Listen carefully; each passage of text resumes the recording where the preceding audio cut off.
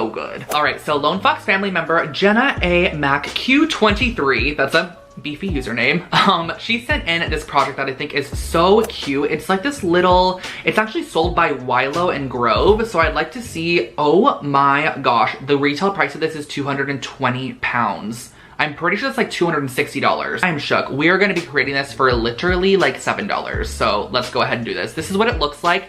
I'm obsessed with it. It's like an abstract circular wall art piece. She also sent in this larger version, which I don't even wanna know how much that costs because I feel like that probably costs like 1,000 pounds. And let's get started with that because it's super cute.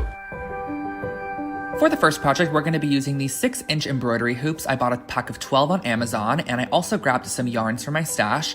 And what we're going to do is pull out the center ring of the embroidery hoop because we're going to be using these center sections as the actual base of our little wall art piece. And to set aside the outside rings, I'm going to try to use those later in a future project. So how we're going to start this off is by taking a little bit of yarn, gluing it down to the center point of the ring, and you're going to wrap a couple of times to start.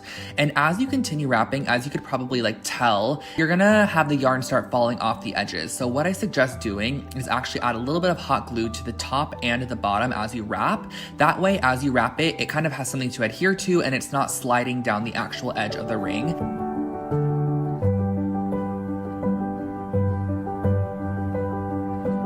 I also do suggest using a yarn that's on a little bit of the thicker side because I tried doing a yarn that was a little bit thinner than this and it just did not turn out as great. So I did the yellow one, I also did this white one as well, and I did a couple other colors. You're just going to be repeating this process all the way down these sides to create these really cool kind of abstract textured circle objects.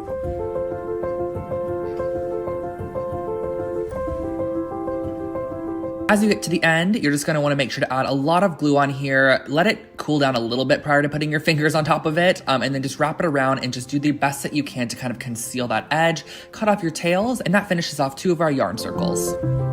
This black string was the one I mentioned prior about how it was a lot thinner and it just did not look as good, so I don't suggest using a thin yarn. Definitely go for something a bit more on the thicker side. I also opted for this one that has little speckles in it, which I thought was a super cute kind of textural addition to this wall piece.